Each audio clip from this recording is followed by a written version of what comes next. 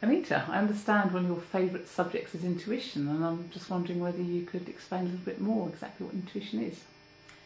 Yes, intuition. Yes, it is one of my favourite subjects, and I've been interested in it a long time. I think probably all my life, without even realising it. An easy way to explain intuition is probably through looking at our senses. We have 5 senses we know about: our sight, our hearing, smell, taste and touch.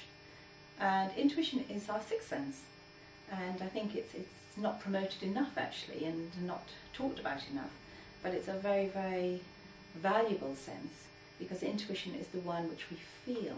It was once described to me by a gentleman on one of my courses as a knowing, and I love that meaning, because to me it really resonates. So it's kind of when we just sense something, when we feel something. Some people describe it as a gut feeling.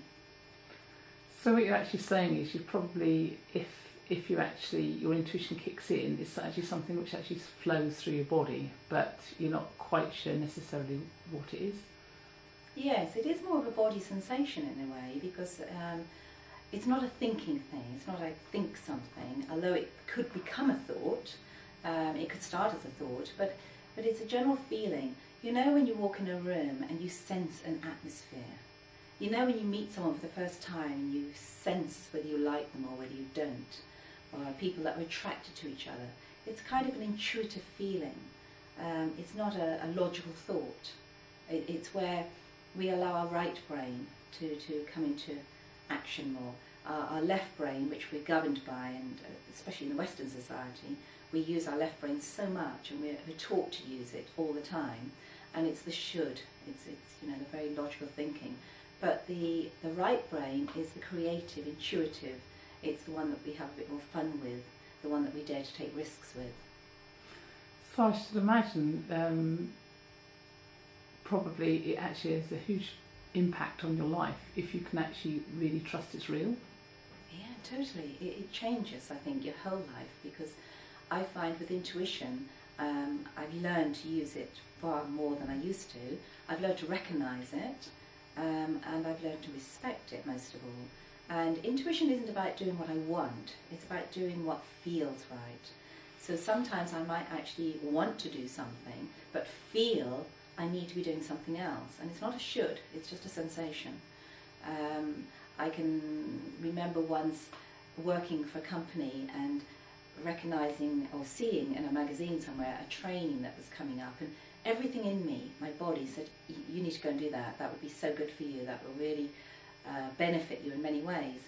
But I didn't want to, I really didn't want to do it, but I got this real sensation in my body, just do it, and it will benefit you. And I did it, and it was so right, because I then found out later that that one training I did got me through so many doors. So I guess you actually had that feeling from what you're saying. You've had that for a long time.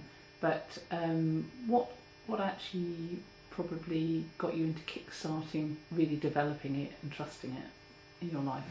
I think recognising myself, how much I benefited. And I think one of the things I've recognised as a trainer is that when I incorporate intuition work with training, people naturally raise their self-esteem and their confidence kicks in, because they're starting to listen to themselves instead of other people. Because we can get so caught up with not believing in ourselves and not having faith in our own answers that we listen to advice, but other people don't know us as well as we know ourselves. So what I tried to do now, and I think this is what made me more interested in it, was recognising myself, that when I listened and really took time out, and the way to expand on that is to actually be quiet. You know, I found that very difficult, to quieten my thoughts, quieten my self-talk, and allow it to come to me instead of pushing it out there. And I think through my courses, I have noticed when I've asked people to give me feedback and testimonials on how they felt about it, one of the main ones that comes up is how they feel it raises their confidence and self-esteem. So that quite excites me, that by just doing a simple thing of using one of your senses more has such benefits in other areas of our life. So actually, from what you're actually saying, it's not something which happens overnight. You have to actually obviously believe you have to trust, and I guess you have to put it in practice like anything in life to get allow it to develop, get better, have better responses, better reactions. The practice is important. Yes, it is, although I would say that some people do naturally use it really well. Some people don't need to learn it. And some people will say, well, what's that? But they are doing it. So not everyone who doesn't identify with it, it doesn't actually necessarily mean they're not doing it. It might be that they haven't even recognised they're doing it. But having said that, there are a lot of people that really aren't doing it and have not tapped it. So I think the first thing is, if you're interested in the subject and you start learning about it, you'll soon know if you are a person who is naturally intuitive or not. And I always say, look back to when you were a child, a baby even more so, but even a young child is naturally very intuitive.